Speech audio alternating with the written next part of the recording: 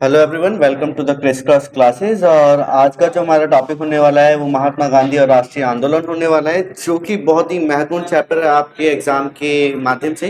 अगर हम बात करें कि जैसे आपके प्री बोर्ड भी आपके स्टार्ट होने वाले हैं और एग्जाम के माध्यम से जो हम बात करें आपका 11 चैप्टर, या फिर हम बात करें कि विद्रोही और राज, ये वाला। और फिर हम बात करते हैं कि आपका ये जो गांधी जी वाला चैप्टर है, महात्मा गांधी और राष्ट्रीय आंदोलन। और तीसरा आप कंसिडर करके चलना संविधान का। देखो, यहाँ से आपके बहुत सारे ऑब्जेक्टिव क्वेश्चंस बनने वाले हैं। Most of all objective questions ही यहीं से बनेंगे। इसमें बहुत सारे ईयर्स हैं, मतलब काफी सारे साल यहाँ पर हैं, कब कौन सी चीज घटित हुई। ये वो दौर था जब काफी सारी चीजें घटित हुई थी, और इस चैप्टर के माध्यम से गांधी जी की पूरी जीवनी के बारे में पता चल जाएगा कि गांधी जी कहाँ पे पैदा हुए, कैसे उन्होंने आंदोलन किया, कहाँ पर उन्होंने जन आंदोलन किया, और साथ ही साथ किस तरह आजादी दिलाई। सारी की सारी इस चैप्टर के माध्यम से समझ में आएगी। तो ये हमारा हालांकि पहला पार्ट होने वाला है। नेक्स्ट पार्ट हम अगली वीडियो में डिस्कस करेंगे, चैप्टर थोड़ा सा बड़ा है। तो यहाँ पे सबसे पहले हम गांधी जी के बारे में बात करेंगे। सभी को पता है कि गांधी जी का जन्म जो था 1859 में गुजरात में पोरबंदर में हुआ था, सभी को पता है। गांधी जी के पिता का नाम करमचंद गांधी था और उनकी माता का नाम पुतलीबाई थी, तो सभी को पता है ना। जिसको नहीं पता वो थोड़ा बेवकूफ है। गांधी जी का पूरा नाम मोहनदास करमचंद गांधी था। पेशे से क्या थे, गांधी जी एक वकील थे। वकालत की थी उन्होंने अच्छा खासा, मतलब ऐसा नहीं था कि बहुत ही बैकवर्ड क्लास से बिलोंग करते थे, मिडिल क्लास से बिलोंग करते थे। वकालत की, और वकालत करने के बाद ये फॉरेन चले गए, मतलब विदेश चले गए। वहां पे उन्होंने पढ़ाई की और वहीं पे ये वकालत वगैरह करने लग गए।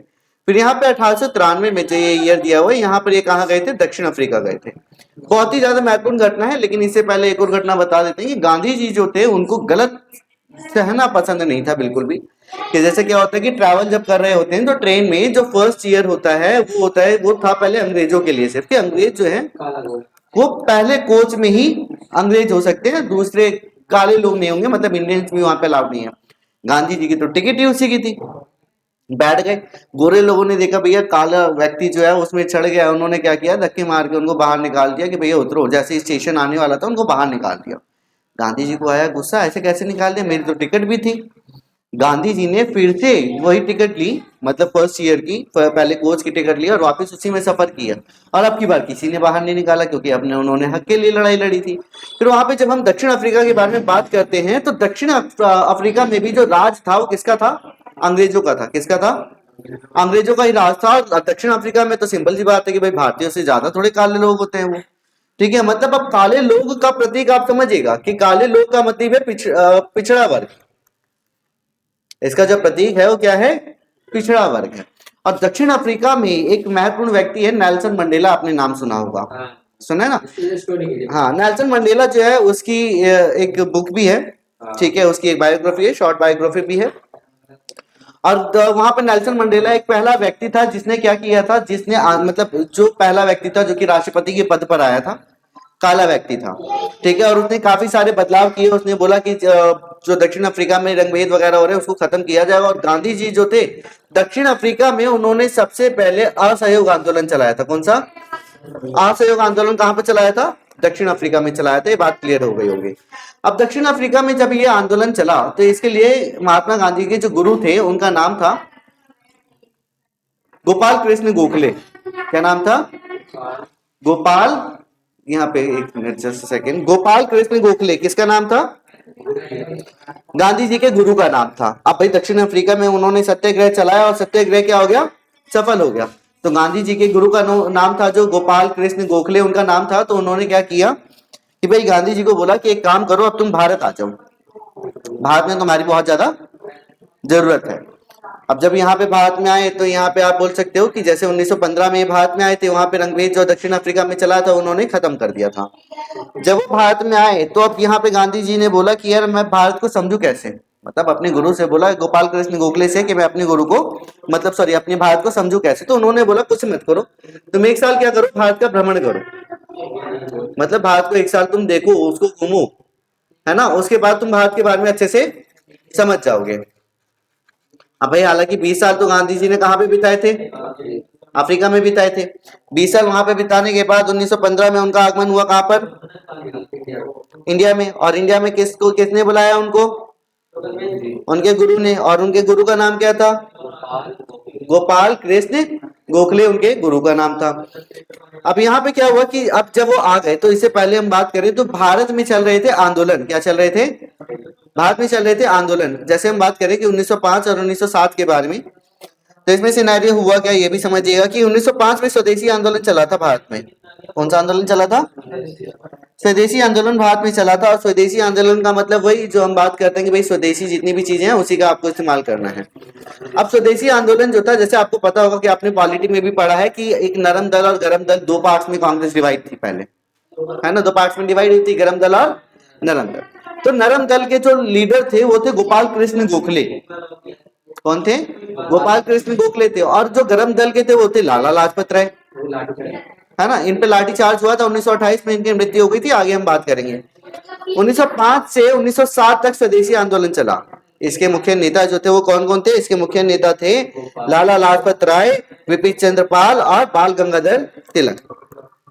ठीक है, ये महत्वपूर्ण नेता थे जो कि आप बोल सकते हो कि इस जो स्वदेशी आंदोलन था वो चल रहा था। उसके बाद हम बात करते हैं, इन तीनों को लाल पाल बाल के नाम से भी जाना जाता है। हमारे को पता है कि अब यहाँ पे गांधी जी के आगमन के बारे में बात करते हैं। गांधी जी का आगमन 1915 में हुआ था, दक्षिण अफ्रीका से भारत में आए थे। 1916 में इनके गुरु की मृत्यु हो जाती है, जिनका नाम होता है गोपाल कृष्ण गोखले। उनकी मृत्यु हो जाती है, 1 साल भ्रमण कर लेते हैं। उसके बाद यहाँ पर क्या होता है कि भाई जो यहाँ पे तो हमने बात कर ली। अब यहाँ पे ये क्या करते हैं कि सबसे पहले ये बीएचयू जिसे बोला जाता है बनारस हिंदू विश्वविद्यालय, क्या बोलते हैं? बनारस हिंदू विश्वविद्यालय बोलते हैं। ठीक है, बीएचयू के नाम से जाना जाता है। और गांधी जी की सार्वजनिक उपस्थिति, सबसे यहाँ से पूछा जाए कि भाई गांधी जी की सबसे पहले सार्वजनिक उपस्थिति जो थी वो कहां पर हुई थी, तो आपको याद रखना है बीएचयू में हुई थी। कहां पर? बीएचयू में हुई थी। मतलब वहां पे क्या हुआ कि बीएचयू का उद्घाटन समारोह था और पहले वहां पे बीएचयू में सारे के सारे अमीर लोग जो थे वहां पे वही उपस्थित थे। उनको ऐसा अतिथि के रूप में बुलाया गया था क्योंकि दक्षिण अफ्रीका में उन्होंने आंदोलन भी चलाया था। यहाँ पे सारे के सारे अमीर लोग थे। जब गांधी जी की भाषण की बारी आई तो उन्होंने बोला कि यार मेरा भाषण देने का यहाँ पे कोई मतलब ही नहीं बनता है। उन्होंने तो काफी ज्यादा प्रशंसा वगैरह की, लेकिन उन्होंने बोला कि यहाँ पे मेरा भाषण देने का कोई मतलब नहीं बनता है क्योंकि यहाँ पे सिर्फ अमीर तबके के लोग हैं, अमीर कास्ट के लोग हैं, लेकिन यहाँ पे मुख्य लोग तो है ही नहीं। और मुख्य लोग उनका मतलब जो था वो किससे था? किसानों से था या फिर गरीब लोगों से था। क्योंकि देखो अमीर जो थे वो सिर्फ मुट्ठी भर थे, लेकिन वहीं पे अमीर और किसानों की सॉरी किसान और गरीबों के बारे में बात करें तो उसमें क्या था कि भाई काफी सारे लोग जो थे वो गरीब और किसान थे। तो इसी वजह से आप बोल सकते हो कि उन्होंने बोला कि भाई यहाँ पर सबसे पहले हमारे को उनको आगे लाना पड़ेगा तभी देश आगे बढ़ेगा। अब यहाँ पे सार्वजनिक उपस्थिति हो गई। उसके बाद जब हम बात करते हैं 1916 और 17 से 19 तक, 1917 में देखो ये सबसे पहला सत्याग्रह बिहार में चंपारण में किया था। कहां पर? 1917 में गांधी जी ने बिहार के एक जिले चंपारण में किसानों की स्थिति सुधारने के लिए काफी ज्यादा प्रयास किए थे।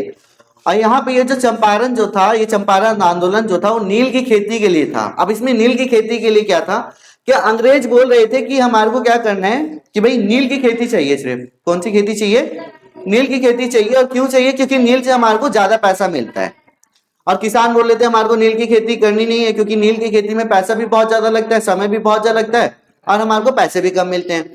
तो इसी वजह से क्या हुआ कि गांधी जी ने उनकी बातों को सुनकर नील, ये जो चंपारण में आंदोलन चलाया था, नील की खेती के लिए चलाया था। और जो आंदोलन लड़ा उन्होंने, वहां पे अदालत ने ये आप बोल सकते हो कि वो बोलते ना, हाँ वो जो मुकदमा चल रहा था, उन्होंने अपना जो भी बयान पेश किया उसके अंतर्गत ये बोला गया कि किसान जो थे उनको अब अनुमति है कि वो अपनी इच्छा अनुसार किसी भी प्रकार की फसल उगा सकते हैं। यहाँ पे वो आंदोलन सफल हो गया। तो सबसे पहला सत्याग्रह बिहार के चंपारण में चलाया गया। 1918 में जो उन्होंने आंदोलन चलाया वो कहां पर चलाया? गुजरात में। 2 आंदोलन चले थे गुजरात में। पहला था अहमदाबाद और दूसरा था खेड़ा। अहमदाबाद में कपड़ों की मील के लिए आंदोलन चला था। और ये भी थोड़ा सा समझिएगा, कपड़ों की मील के लिए ये थोड़ा सा इंटरेस्टिंग कहानी है। ये जो दौर था इसमें बीमारी फैली थी भारत में, प्लेग की। किसकी? प्लेग की। काफी सारे लोग मर रहे थे यहाँ पर। तो अब जो मजदूर थे उन्होंने बोला कि यार हम तो यहाँ से अब विस्थापन कर रहे हैं, हम यहाँ से दूसरी जगह जा रहे हैं। तो भाई उन्होंने बोला, ये जो मिल के जो मालिक थे उन्होंने बोला कि तुम मत जाओ, हम तुम्हारे को दुगनी सैलरी देंगे, यहाँ पे रुको, काम करो, हम तुमको दुगनी सैलरी देंगे। ठीक है। अब प्लेग की महामारी चली गई और उन्होंने क्या किया, मिल के मालिकों ने उन्होंने बोला हम आपकी दुगनी नहीं सैलरी देंगे, अब जो आपकी एक्चुअल सैलरी थी हम वही सैलरी आपको प्रदान करेंगे। मिल के मजदूरों ने बोला नहीं, हमारे को चाहिए पूरी सैलरी, वरना हमारे को दो 50%, हमारे को 50% सैलरी दो। उन्होंने बोला हम 50% तुम्हारे को नहीं देंगे, हम दे भी नहीं सकते। वो आंदोलन पे बैठ गए क्योंकि सैलरी तो कम ही कर रहे थे।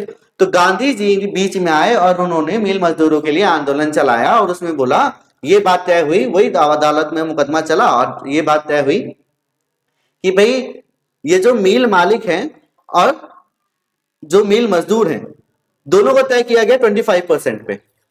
जो आपकी एक्चुअल सैलरी थी उसमें 25% प्लस करके आपको सैलरी दी जाएगी। दोनों के दोनों राजी हो गए, ये आंदोलन भी सफल हो गया।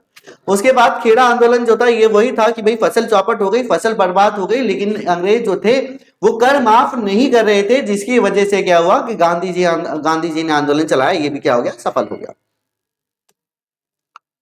फिर हम बात करते हैं रॉलेट एक्ट। 1914 से 18 के बीच में जो प्रथम विश्व युद्ध हुआ था, इसमें भारतीय लोग के मतलब भारतीय में जो जगह है हमारी पंजाब के लोगों ने बहुत ज्यादा क्या किया था भाई, यहाँ पर सहायता की थी अंग्रेजों की। और युद्ध के दौरान अंग्रेजों ने क्या किया, भारत में प्रेस पर प्रतिबंध लगा दिया कि भाई क्या चल रहा है, अंग्रेजों की क्या स्थिति है। प्रतिबंध अगर नहीं लगाएंगे तो उनको भारतीय लोगों को पता चल जाएगा कि भाई हारने वाले हैं, हम भी क्यों ना आंदोलन कर दें। तो उन्होंने प्रतिबंध लगा दिया।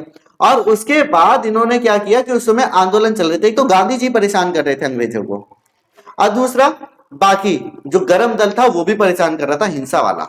इसमें एक आंदोलन चला था होम रूल आंदोलन, होम रूल आंदोलन 1916 में, ठीक है। और होम रूल आंदोलन जो था मतलब ये एक और इस 1916 में एक और महत्वपूर्ण घटना हुई थी। होम रूल आंदोलन शायद 1914 में चालू हुआ था, नॉट कंफर्म।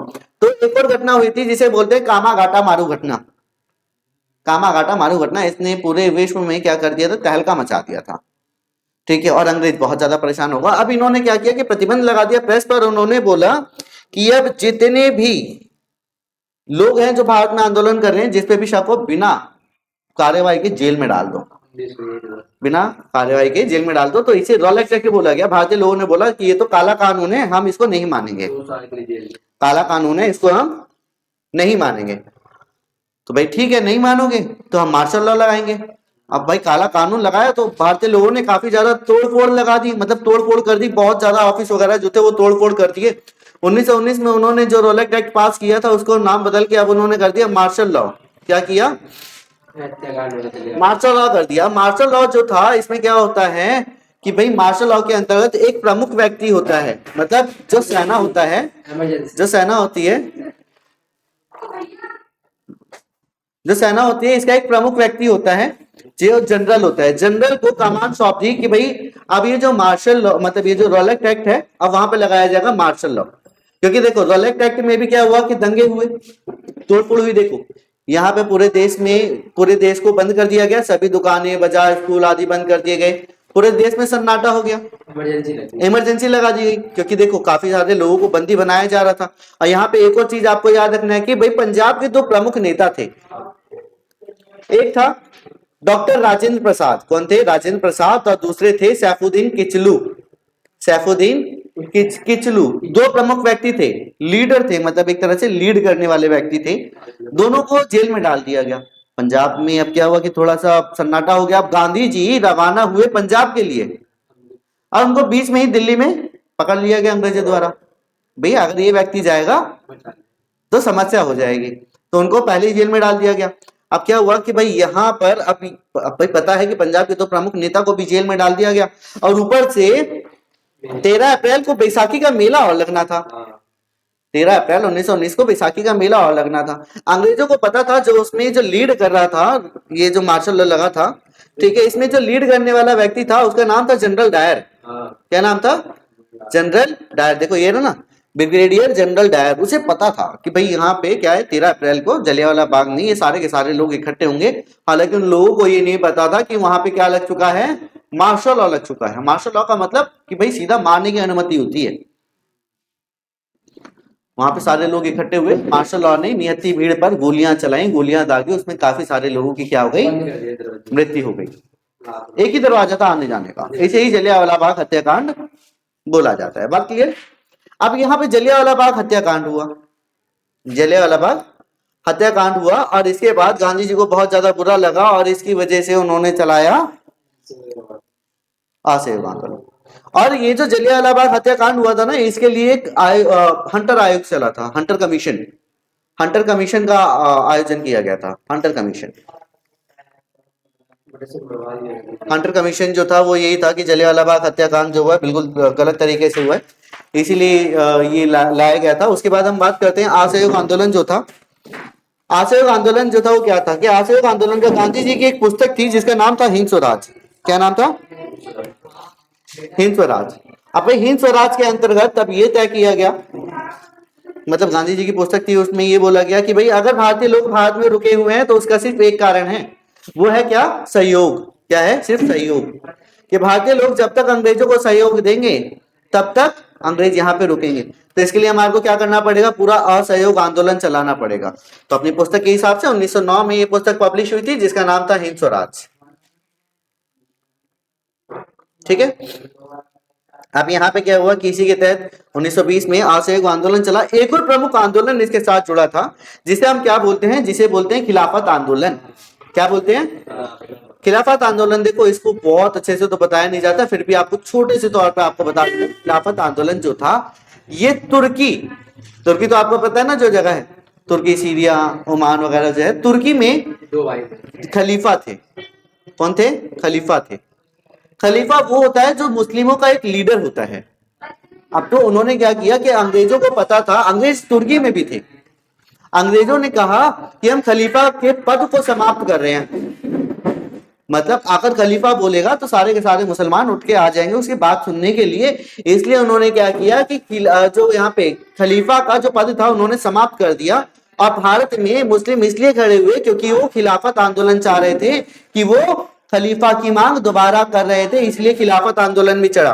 तो यहाँ पे दो प्रमुख आंदोलन बन गए, पहला असहयोग आंदोलन और दूसरा खिलाफत आंदोलन। अब ये आंदोलन बहुत ज्यादा बढ़ गया, मुस्लिम भी जुड़ गए और हिंदू भी जुड़ गए। हालांकि यहाँ पे गांधी जी ने जब आंदोलन चलाया तो उन्होंने बोला सभी से कि तुम क्या करो, दफ्तर मत जाओ, स्कूल मत जाओ, कॉलेजेस मत जाओ, वकालत मत करो, जितने भी सरकारी कामकाज हैं सारे के सारे बंद कर दो। काफी बड़े पैमाने पे आंदोलन जो था वो सफल रहा था। हालांकि एक और चीज बता देता हूँ, खिलाफत आंदोलन दो भाइयों द्वारा स्टार्ट हुआ था, मोहम्मद अली और शौकत अली, या फिर इसको बोलते हैं अली ब्रदर्स। क्या बोलते हैं? अली ब्रदर्स के नाम से भी इसको जाना जाता है। अब यहाँ पे समझिएगा कि अवध के किसानों ने भाई क्या किया, अवध के किसानों ने कर चुकाना बंद कर दिया और 921 में 21 में देश में लगभग 396 हड़तालें हुई और इन हड़तालों में लगभग 6 लाख मजदूर शामिल भी थे। भाई बहुत ज्यादा आप बोल सकते हो कि ये आंदोलन काफी हद तक सफल भी रहा। 1857 के बाद पहला एक ऐसा आंदोलन था जो कि अंग्रेजी सत्ता को हिलाने वाला था। असहयोग आंदोलन काफी ज्यादा सक्सेस भी रहा, लेकिन यहाँ पे एक घटना होती है जिसे हम बोलते हैं चोरा चोरी कांड। चोरा चोरी कांड 1922 में हुई थी। इसमें क्या हुआ कि भाई पुलिस वालों को जिंदा जला दिया गया था। चोरी चोरा एक जगह है बिहार में, पुलिस वालों को जिंदा जला दिया गया था और गांधी जी नहीं चाहते थे किसी भी तरह की हिंसा, जिसकी वजह से क्या हुआ कि भाई गांधी जी ने अपना असहयोग आंदोलन वापस ले लिया और इसकी वजह से गांधी जी को जाना पड़ा जेल।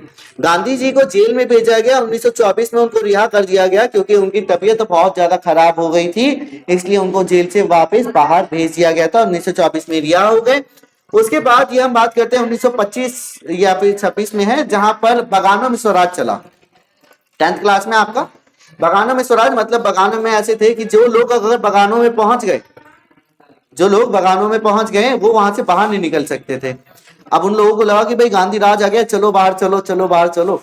इतने में वहां पे बीच में दंगे चल रहे थे, पुलिस वालों ने पकड़ लिया, कूटा, मारा और वापस ले गए और कुछ लोग तो मारे भी गए। फिर हम बात करते हैं भाई असहयोग आंदोलन के बाद क्या हुआ कि गांधी जी जो थे वो थोड़े से दुखी हो गए और उसके बाद क्या रहे कि वो थोड़ा सा दूर रहे, जो भी राजनीतिक गतिविधियां चल रही थी उससे थोड़े से दूर रहे। उन्होंने समाज सुधार जो कार्य थे उस पर ज्यादा ध्यान दिया। उन्होंने अपना ध्यान समाज में स्थित कुरीतियों को खत्म करने और समाज में सशक्त बनाने पर केंद्रित किया। उन्होंने छुआछूत और अमीर और गरीब के जो भेद थे उसको समाप्त करने का प्रयत्न किया। देश के लोगों को सशक्त बनाने के लिए लोगों को घर में बने कपड़े पहनने के लिए प्रेरित किया। और गांधी जी जो थे उन्होंने बढ़ चढ़कर ये जो चरखे का प्रचार भी किया। गांधी जी ने क्या किया, बढ़ चढ़ कर इसका प्रसार भी किया। अब गांधी जी जो थे वो इसलिए धोती कुर्ता पहनते थे ताकि लोगों को ये लगे ना लगे कि मैं अंग्रेजों के साथ हूं, मैं तुम्हारे साथ हूं, मैं तुम्हारे साथ हूं, है ना। इसीलिए क्या किया उन्होंने चरखे का ज्यादा प्रचार किया और धोती कुर्ता पहनना उन्होंने ज्यादा प्रेफरेबल। किसमें? क्योंकि ये गांधी जी का चैप्टर है सिर्फ। आगे चलो, देखो गांधी जी एक जननेता के रूप में उभरे। अब जैसे हमारे को पता है कि भाई यहाँ पर ये गांधी जी ने बहुत ज्यादा आंदोलन किए, सक्सेस भी रहा। उन्होंने अपने आंदोलन में सिर्फ अमीर वर्ग को ही शामिल नहीं किया, गरीब और किसानों को भी इसमें शामिल किया, सबको बराबर हिस्सेदारी दी। उनको पता था कि अमीर जो है छोटी सी पॉपुलेशन है और गरीबों की पॉपुलेशन बहुत ज्यादा है। अगर हमारे को आजादी चाहिए और उनको हिलाना है अंग्रेजी सत्ता को, तो हमारे देश के जो गरीब लोग हैं उनको भी शामिल करना पड़ेगा। गांधी जी ने काफी ज्यादा प्रयास किए, काफी सारे लोग, किसान, श्रमिक, कारीगर इस आंदोलन में शामिल भी हुए, ठीक है। और हम ये जो आंदोलनकारियों थे इन्होंने जो ये गांधी जी जो हम बोलते हैं इनको महात्मा बोला। सबसे पहले महात्मा नाम रविंद्रनाथ टैगोर ने दिया था। रविंद्रनाथ टैगोर ने महात्मा को, मतलब गांधी जी को महात्मा का टाइटल दिया था। अब यहाँ पे वही है, जैसे सामान्य वेशभूषा अपनाई ताकि खुद को सामान्य लोगों से जोड़ सके। सूट बूट बिल्कुल नहीं पहनते थे, धोती में रहते थे, ये तो सभी को पता है। गरीबों के मसीहा और हमदर्द के रूप में लोग उनको देखने लग गए। उसके बाद यहाँ पे गांधी जी ने हमेशा बोला था कि भाई हिंदू और मुस्लिम क्या है कि हमेशा एक बन के रहें और इसमें किसी भी प्रकार का मतभेद ना रहे। और यहाँ पे गांधी जी ने स्वदेशी का बहुत ज्यादा प्रचार भी किया और काफी सारे लोग गांधी जी के साथ जुड़े भी थे और राजनीतिक कार्य भी उन्होंने बहुत ज्यादा किए। उन्होंने देश में स्वच्छता और आत्मनिर्भरता पर भी काफी ज्यादा जोर दिया था, जो कि अब मोदी जी कर रहे हैं, है ना। तो यहाँ तक हम पहला पार्ट खत्म करते हैं, बाकी हम अपनी नेक्स्ट वीडियो में डिस्कस करेंगे। होपफुली आप सभी को समझ में आ गया होगा, कोई डाउट नहीं होगा। और अगर आपको किसी भी प्रकार का कोई डाउट होता है तो आप हमारे साथ शेयर कर सकते हैं, कमेंट अपने पुट कर दीजिएगा क्वेश्चन के साथ, हम आपको जल्दी वहां पर आपको रिप्लाई देंगे। होपफुली वीडियो अच्छी लगी तो लाइक करना, चैनल को सब्सक्राइब करना, दोस्तों के साथ शेयर करना। अभी के लिए हम समाप्त करते हैं, मिलेंगे आपसे नेक्स्ट पार्ट में। आज के लिए tata bye bye, see you, meet you again in next class.